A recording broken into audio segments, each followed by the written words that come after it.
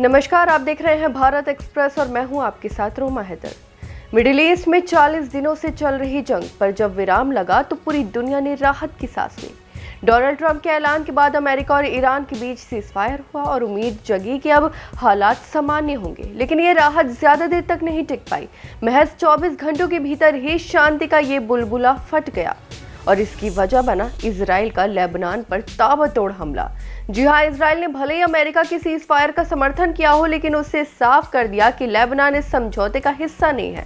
इसी के चलते इजरायली सेना ने लेबनान में एक के बाद एक बड़े हमले किए। रिपोर्ट्स के मुताबिक सिर्फ 10 मिनट के भीतर करीब 100 हमले किए गए, जिनमें भारी तबाही और सैकड़ों लोगों की मौत की खबर आई है। इस पूरे मामले पर अमेरिका की तरफ से भी बड़ा बयान आया है। उपराष्ट्रपति जेडी वेंस ने साफ कहा है कि लेबनान को कभी भी अमेरिका ईरान संघर्ष विराम का हिस्सा नहीं बनाया गया था। उन्होंने पाकिस्तान के उस दावे को भी खारिज कर दिया जिसमें कहा गया था कि लेबनान भी सीजफायर में शामिल है।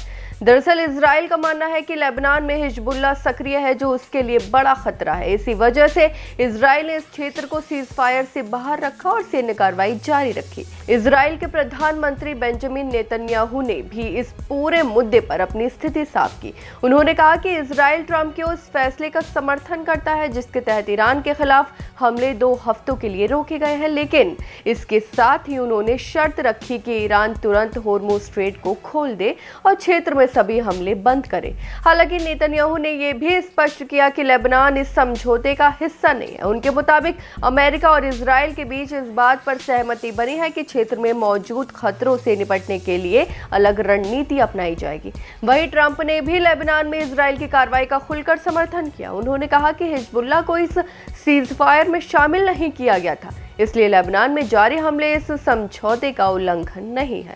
ट्रंप ने इस अलग तरह की झड़प बताते हुए कहा कि इसका समाधान भी जल्द निकाल लिया जाएगा। अब सवाल ये उठता है कि क्या ये सीजफायर सच में शांति की शुरुआत है या सिर्फ एक रणनीतिक ब्रेक, क्योंकि एक तरफ अमेरिका और ईरान के बीच तनाव कम होता दिख रहा है, वहीं दूसरी तरफ लेबनान में बढ़ती हिंसा इस पूरे समझौते पर सवाल खड़े कर रही है।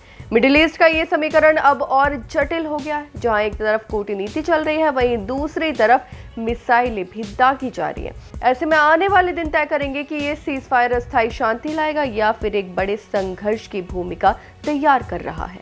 आपकी इस बारे में क्या राय है, हमें कमेंट करके जरूर बताएं। फिलहाल इस खबर में बस इतना ही और ऐसी तमाम खबरों को देखने के लिए देखते रहिए भारत एक्सप्रेस।